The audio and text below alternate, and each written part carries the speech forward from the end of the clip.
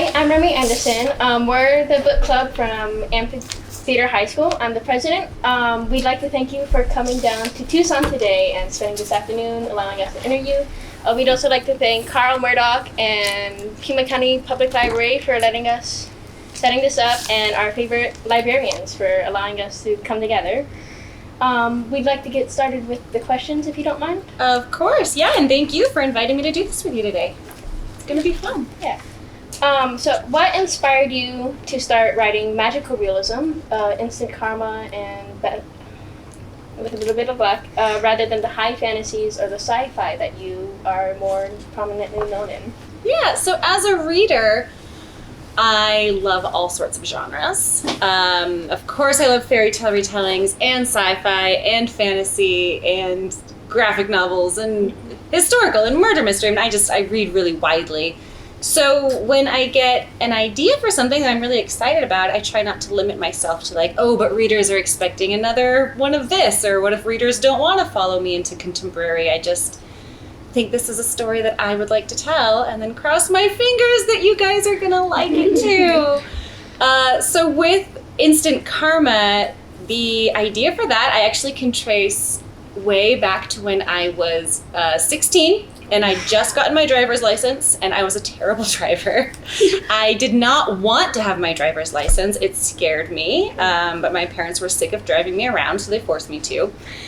And one day, not long after that, I was driving by myself on the freeway, and this car came up behind me and was like, they were speeding, and they were right on my tail, and I was probably going slower than I should have been because I was really nervous, but regardless, they like started to honk, and at one point they like swerved around and cut me off, and it scared the daylights out of me. And I had the thought, like, I wish I could just snap my fingers and that person would like blow a tire, and like that's what they deserved in that moment.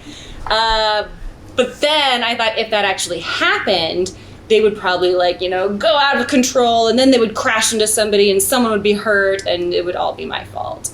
And that just that idea stuck with me, and over the years I would have these little fantasies exactly like Prudence has, that if I see someone doing something that I don't approve of in my little imagination, I'm like, ha, punish you. And so over time that just kind of started to build into a story. Okay, my question is, who is your favorite character out of With Little Luck? My favorite character from With a Little Luck. It's gotta be Jude, which is unusual. I'd say for most of my books, the protagonist is not always my favorite character, but I really loved Jude. He's so much me, like such a nerd. He's got he loves all the things that I loved as a teenager. And so it was just really fun for me to kind of get to put some of my influences into him and his character. But then he's just such a sweetheart. I love how nerdy he is. I love how awkward he is. I love that he's so well-intentioned, but also so oblivious so much. So I had a lot of fun writing him. I do have a follow-up question. Who is your least favorite character?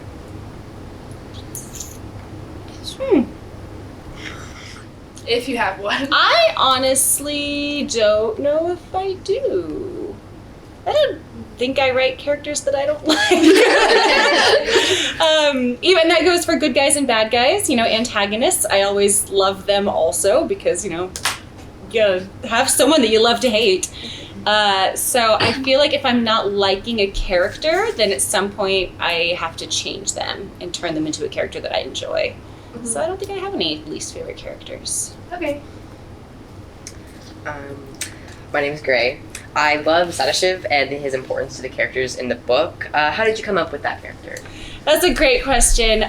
So Sadashiv actually started out as a superhero in my Renegades trilogy. I know, we're going way back now. And now he's writing over multiple books.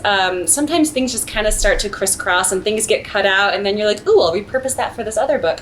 So he was a character, he was a renegade, and his power was casting instant karma on people. Mm-hmm. So as I started working on this series, of course, Prudence ended up getting that superpower. And Sadashiv, who had been this like really dreamy boy that I just really liked, now became this kind of Michael Bublé-esque singer. And yeah, I didn't know for sure that I was going to bring him back because he has a really small role in book 1. But then as I was plotting out with a little luck, and the series hinges so much on music, and we've got this songwriter character, and he just kind of started to play into it more and more as I was writing. Is he inspired by anyone in real life?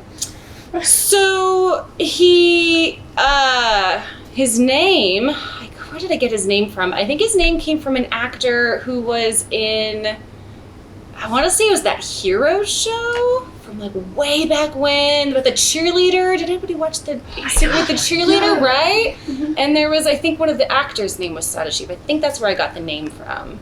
But other, like, I mean, he's not like a specific person from real life. Like, his name came from here, and you know, the Michael Bublé thing. And I know if I were to go to my Pinterest page, I'm sure I have an inspiration photo, probably like some really hot model or something. That's real. Yeah. My name is Braylon DeBose, and I would love to know what scene and or book made you the most emotional while writing it? Spoilery. But I'll just say the scene from Heartless, and people who have read Heartless will know exactly what I'm talking about. Yeah, see? Yeah. I have cried. I cried when I wrote Scarlet. There's a death scene in Scarlet that was hard, and I cried a little bit. But when I wrote Heartless, I mean, I really cried. Like sobbing cried. And then you don't just like write a book and you're done. After you write the draft, you have to go back and you have to revise it, and you have to, you know, revise it multiple times and edit it and blah, blah, blah. And every time I would have to go through the book again, as I was getting closer to the scene, I would like go slower and be like, just don't get there if I just go slow enough. And it always happened again. It can be hard to get connected to a character. And then No, it was definitely a hard one. But I also feel like that's part of what makes that book work. Definitely. My name is Linda, and my question is that with a little luck goes back and forth between narrative and illustrated comic panels by Jude. Did you know from the beginning that you wanted that in the book, or was it added later? I knew pretty early on. Actually, before I'd even started writing it, I had this idea because I knew Jude was an artist, and when I was growing up and I played D&D, and there was actually a boy in my friend group who wrote this silly little comic, taking like our D&D characters and then turning them into this comic. And so that kind of came back into my mind, and I could totally see Jude doing that and making a comic that's actually the story of their Dungeons & Dragons campaign. And I thought, that'd be fun. We could be like a little story within a story, and I could like use that to show like different, you know, symbolism and themes and blah, blah, blah, these writery things. And so I pitched the idea to my editor, and she really loved the idea. But doing illustrations can take a really long time. So she was like, if we're going to do this, then to stay on schedule, I need that script like right now. And I hadn't even written the book yet. Like I knew what the book was about. I think I had it outlined pretty thoroughly, but I hadn't even started writing it. And so I was like, okay. So I like quickly wrote what I thought the scripts for these comic pages were going to be, and I sent them off. And then I proceeded to actually write the book. And of course, things always change when you're writing the book. It never stays fully on the outline. So by the time I got to the end, I realized, that script that I sent for the artist, like I want to change everything. And so I totally panicked, and I emailed my editor and said, like, no, stop. Can we make the artist stop? Can I redo those? And by this point, like 6 months has gone by, and she's like, oh yeah, we haven't hired anybody yet. It's like, what about all that? Like, we need this right now, Marissa. And yeah, so in the end it worked out because I was able to revise it, and they found a fantastic artist, but I was also like, production team, why did you make me hurry so much? Publishers. My name is Sue. Before you became an author, did you have like any other jobs? I did. So after college, I started working at a really small publisher in Seattle. So they focused primarily on fine art books. So I was an editor and a copy editor and a proofreader. And so works like the really beautiful coffee table books that you see in like museum gift shops was kind of what they did. And I loved that job. I knew nothing about art, so I learned a lot about art, and we made really gorgeous books. And I got to work with books and language and writers and all that, which was really fun. But I also knew like that was not my passion, so I enjoy doing that and would probably still be doing something in the editorial world, but I always knew I wanted to be a writer. My question is, why did you have the beach as a prevalent setting in your books? Did it mean anything to you? So the beach really came about from book 1, Instant Karma, because I had read this article in a magazine profiling a sea turtle rescue center, and in reading that, I just loved this idea, like, I like sea turtles, who doesn't like sea turtles? And it talked about, like, so many of the different injuries and, caused by pollution and, people throwing junk into the ocean and all of these things that are hurting the turtles. And so for months and maybe even years, I thought I'd like to set a book set in a sea turtle rescue center or some sort of sea animal rescue center. So then as I was figuring out this Instant Karma plot, that kind of came back to me and started to think about that. So it turned into this cute little coastal town. My name is Patience, and my question was, did you have anyone in mind when writing the character of Jude?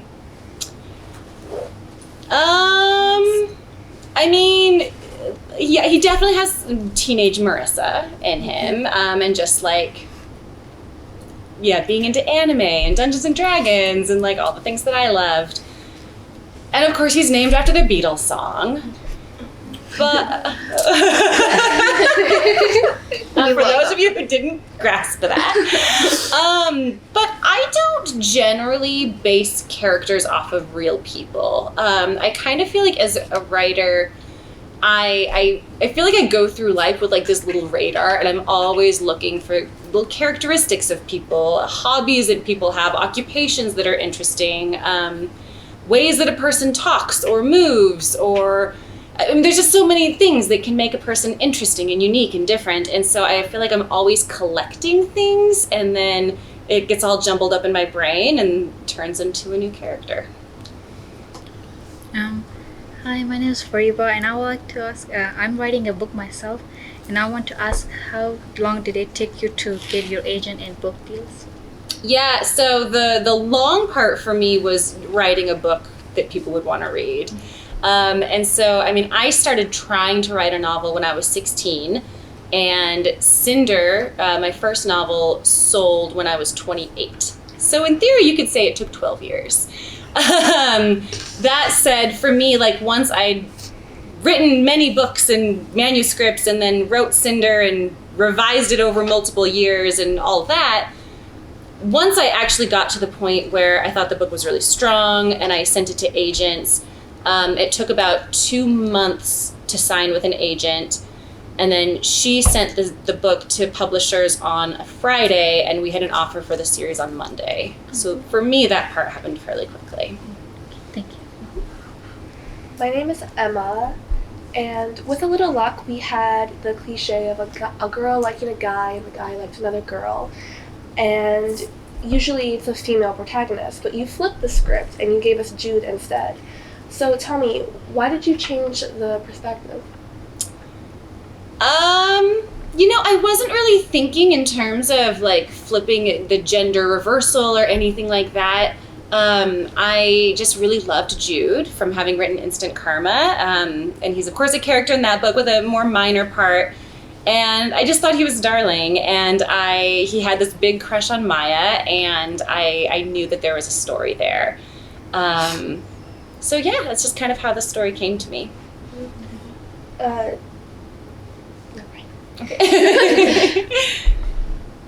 So this book's romance seems, from what I read, I don't process books very well sometimes, fast-paced and more like coming to realizations of feelings rather than like say in the Lunar Chronicles. It's more of a slow burn with the interruptions of the romance. Were you trying something new, or does it just come from like instant karma and them being in high school? I mean, every book is going to be different in different ways, and every story requires different things. This one was a challenge. This was the first, well, I guess you could say Jason and Winter were like a friends to lovers. But in that book, in Winter, like they already both knew that they had feelings for each other. They just had other reasons that they couldn't be together. In this book, being friends to lovers, which I think is one of the most challenging tropes to work on, because it's like if they're already friends and they already like each other and they're developing these feelings, why don't they just get together, right? And so I definitely thought a lot about, okay, how am I going to pace this and keep it in a way where it's realistic that Jude would be confused, blinded by his feelings for this other girl and all these things. But then even once he does realize, wait, I'm actually in love with Ari, then what? I mean, that's halfway through the book. So, okay, that could be the end of the story, but I knew that I wanted it to have more of a build-up, so you get more of that satisfying romance at the end. And that just takes, I don't know, a lot of thought trying to figure out what obstacles am I going to throw in their way. In your first draft, did you when you wrote all of the characters for the story, were they the same in the first draft as they are in the book now, or were they different? Good question. I feel like with this one, they pretty much stayed the same. I can't think of any that changed. I know, during revision, sometimes characters can change. That's very common. That happens to me all the time, as we've learned from the Sadashiv thing. But I feel like with this book, I don't remember there being any changes with this one. What about in, I do not remember, Instant Karma? Instant Karma? Now you're asking me things about books I wrote 4 years ago. Okay, let me... No, she was in it the whole time. Yeah, I don't... Not that I remember, but it was a long time ago. I honestly don't know. Thank you. Yeah, I know Lunar Chronicles definitely had a lot of characters that kind of came and then weren't important, so they got cut. Same with Renegades. It's certainly not uncommon. You have a book about Prue and Quint, and now Jude and Ari. Do you plan on writing one about Maya and Noah? I have ideas for more books set in this universe. Not about Maya and Noah, because I feel like they already kind of ended up in a happy place. But potentially actually one in which Sadashiv might be the love interest. Ooh. Maybe. So.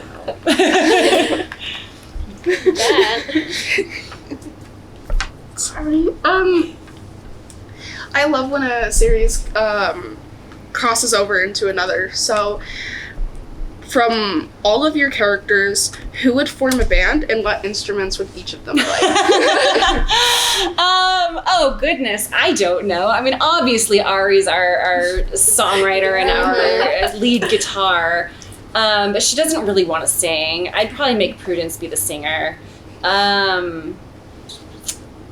I can see Quint as the drummer. Jude would be like the sound guy in the back. He's like, don't make me go on that stage. Yeah, it can be from any book. Oh, from any book? Oh, now that's too many decisions. Yeah, honestly, yeah. That's like a lot of characters to think about. Yeah, so you could just stick. Yeah. You could have jump. Was the illustrator given full creative liberty over what the comics would look like? Or did you two share ideas? Yeah, so with comics and also graphic novels, I've written some graphic novels. So I write a script, and the script does break down what I want each panel to look like to some degree. And sometimes that's very specific and descriptive, and sometimes it's like there's a castle in a wood, in a forest, and then the illustrator can make whatever kind of castle they want to make. But I do specifically say what I want each panel to have in it. And then when the illustrator has been selected, they will start by creating character sketches, and then I'll get to approve those, or we might go back and forth with changes before they land on the finals. Out of all the books that you, oh my god, I'm so sorry. Out of all the series that you've ever written, which is your favorite? I don't have a favorite. I hate it when people want to know what favorite is my favorite book. Yeah, every book has things about it that were really challenging, and every book has things that were really fun, and scenes that I really enjoyed, and characters that I really loved. So, yeah, I don't really have a favorite. Which is your favorite? The Renegades. Renegades. That was probably the first series I've ever read from you. The very first time I saw it was from TikTok. I'm like, oh, this seems interesting. I'm glad you enjoyed it.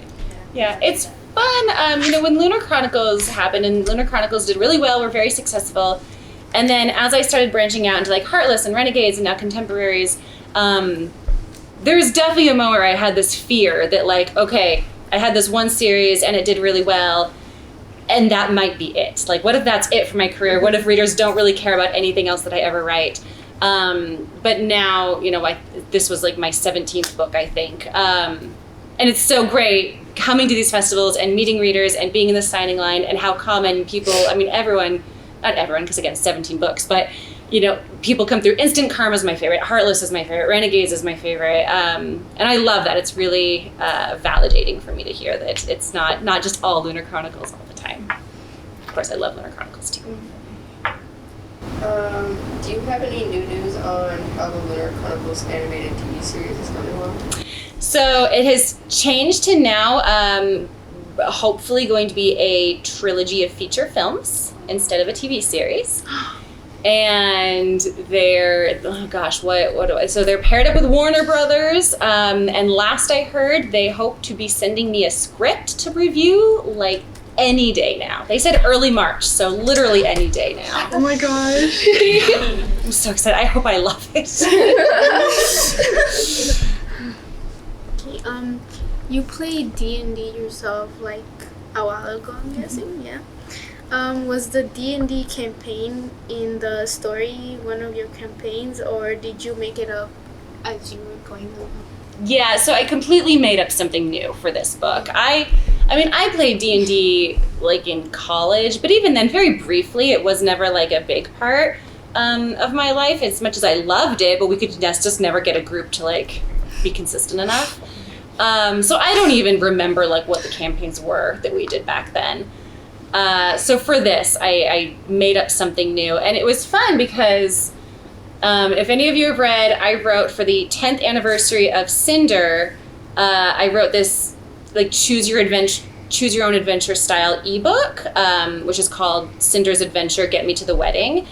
And it's this really quirky story where Cinder, like, it's her wedding day, and Eco like comes through and says something and then jumps out this window, and Cinder follows her and like literally goes down the rabbit hole, and now we're in the world of Heartless. And then so like as you make different decisions, it breaks off into these different subplots. So sometimes she's in the world of Gilded, and sometimes she's in the world of Renegades.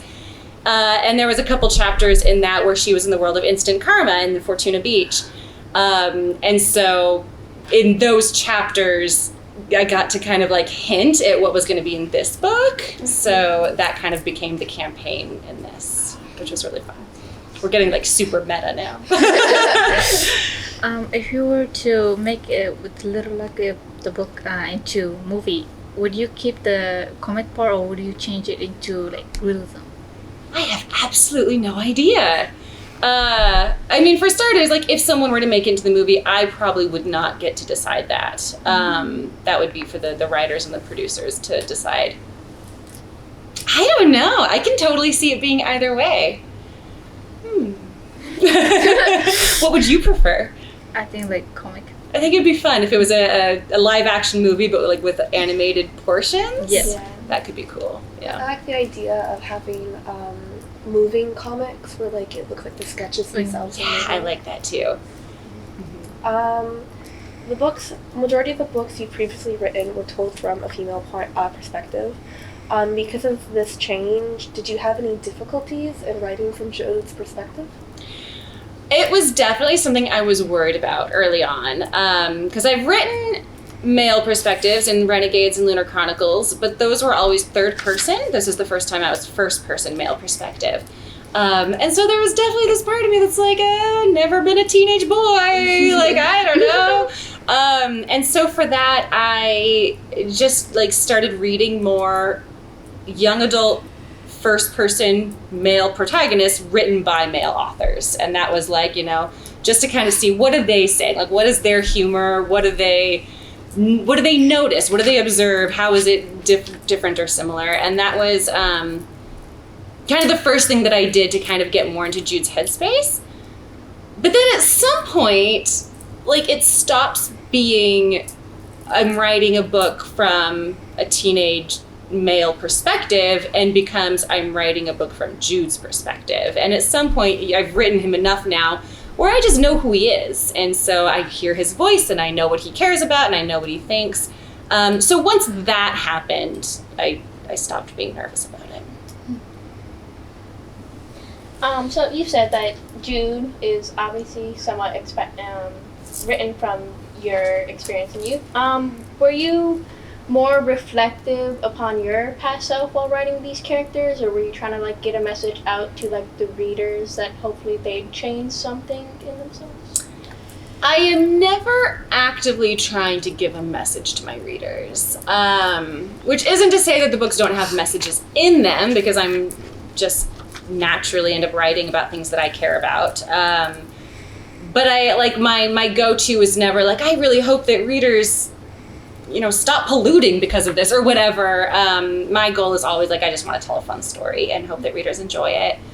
But I think of all my books, the one that I had to be like the most introspective about was Instant Karma, because Prudence, she's so teenage Marissa. And it's funny, in meeting readers who have read Instant Karma, it's like you get 50% of readers are like, oh, Prudence, she was so obnoxious in the first part of the book. And then the other 50% of readers like, Prudence was so mean. And I'm very Prudence. Like I was that teenager. I was judgy. I hated group projects because I felt like I could do everything better than everyone else. You know, ambitious, but not always in a good way. And so really all of the things that Prudence had to learn throughout that book were things that I had to learn as I, you know, grew up and got more wisdom and like understood human nature a little bit better. So that was honestly almost therapeutic in a way, writing. It's like, it's okay, teen Marissa. You learned, you grew up, you're fine. How did you come up with the lyrics of Downpour? It was so hard. I'm never writing a song again. Easily the hardest thing that I have had to write as a writer, which is weird because it's like one page and I've written literally thousands of pages. It should be easy. It was so hard. I don't know how songwriters do it. How did I do it? I mean, so to start, I just kind of thought of it more as a poem, and I actually wrote maybe like 4 or 5 songs to start with, and then workshopped them over time and like eventually narrowed it down to which one I thought was the best. And then just kind of like, I don't know, at one point I did have a tune in mind that I could kind of hum along and see, okay, well, this should rhyme better or whatever. My husband's a guitar player, so he did kind of help me set it to music at one point so I could kind of hear what it would sound like. But it was hard in particular because the premise of the story is built on the idea that this has to be a really good song. Like, it goes viral, she wins awards, like, it has to be good. What makes a song good? I don't know. And then if you ever, like, a really frustrating exercise when you're thinking about songwriting is to go look up the lyrics to some of your favorite songs and just read them and try to think about them without having the music. Most of them sound terrible when it's just words on a page, and you're like, how did this become such a great song? So I don't think I answered that question at all, other than it was hard. Did any books inspire you to write this one or this one in Instant Karma? I mean, I'm sure. I read a lot. And so I think that every book I write is probably inspired by about 100 others that I've read. Trying to think if there's any specific books. I don't know. My brain goes to A Week of Mondays by Jessica Brody, which was written a long time ago, but it was like contemporary romance, but it had also a little magical element, which is like her story was like a Groundhog Day, where she has to relive the same day until she figures out where she went wrong. But I don't know. Nothing obvious. Your retellings of fairy tales are a big part of your books. What draws you to retell these stories, and how do you approach adding your own twists? I love fairy tales. I've been pretty much obsessed with fairy tales since I was like 5 years old, and I loved Disney's The Little Mermaid.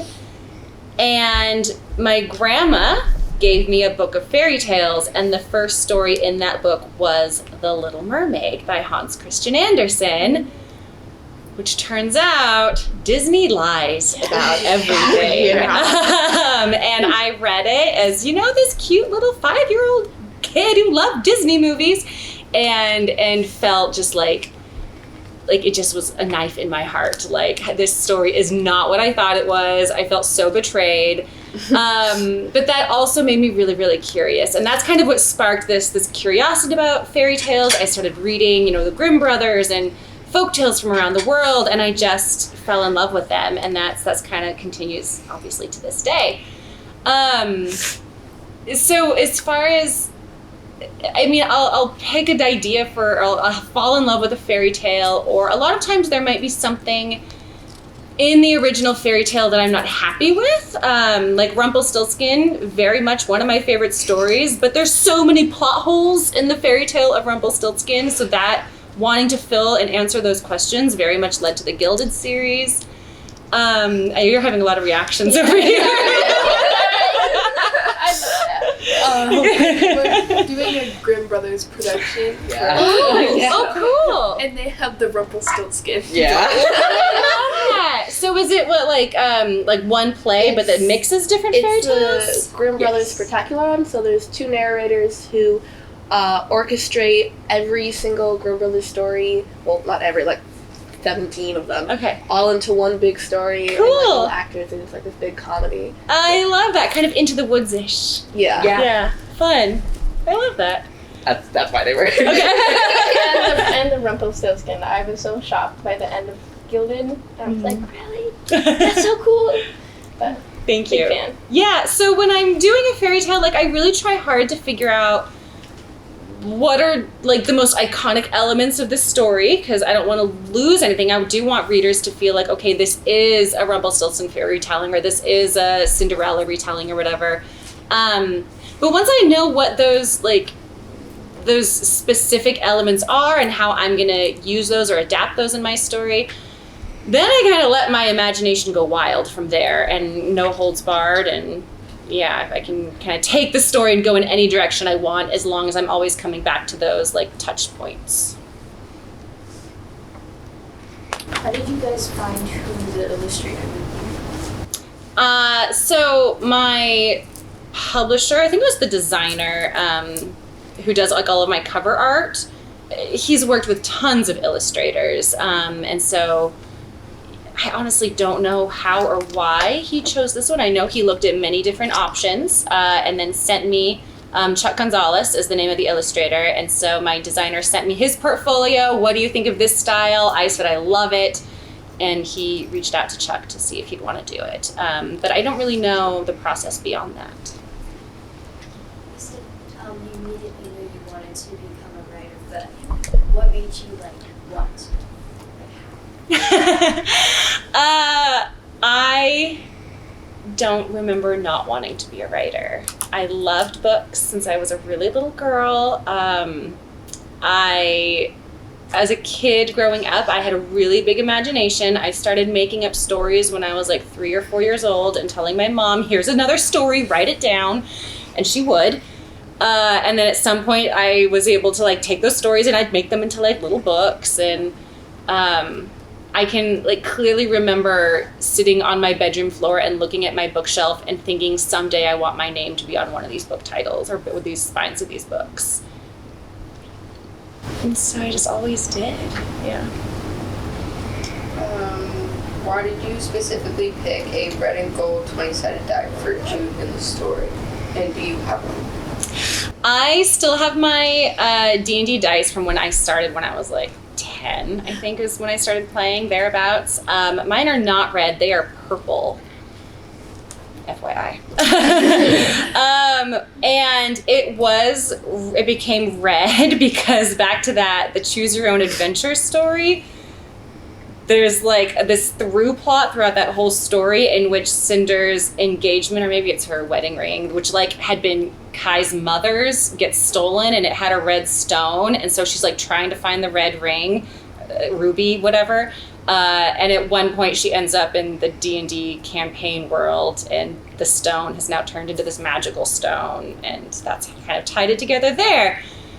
So then as I'm writing the campaign in the comic pages, it was this red stone, magical stone, kind of creating chaos in that story, which then when I had the idea that it should be a 20-sided dice that Jude gets that gives him the magic, it had to be red because it was like a parallel of the magic red stone in the story. Yeah, see, things just layer upon layer.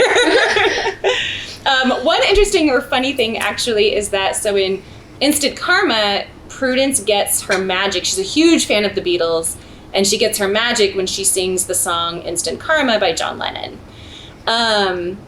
In With a Little Luck, I tried so hard to like stay on that same theme, and that, okay, With a Little Luck is a Paul McCartney song, so it has to be where he sings the song. No, Jude wouldn't sing a song. Okay, well maybe it's because he plays the record, or like I was trying so hard to get to tie into this Paul McCartney song, and that's where the magic came from, and must have written, I think, 3 drafts of the book trying to get that to work.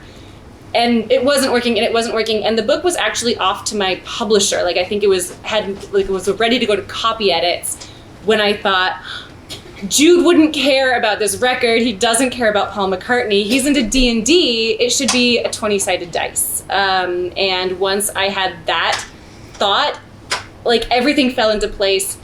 And it was so weird because I had to change very few things. Like it was so easy to just pop that dice in there and the whole story just worked.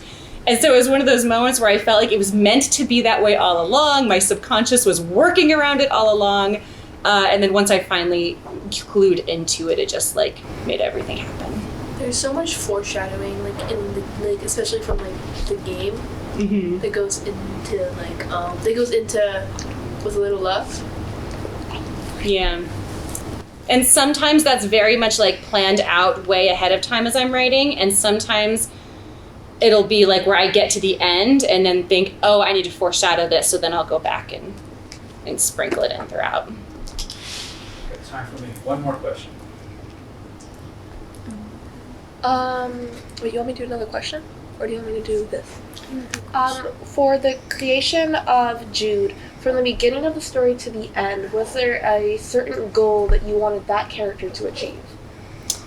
So Jude's story is very much about him coming to believe that he is worth attention.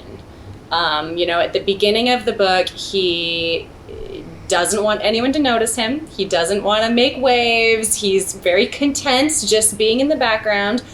But then he also feels like he'll never be brave enough to actually go for these dreams and these goals that he has.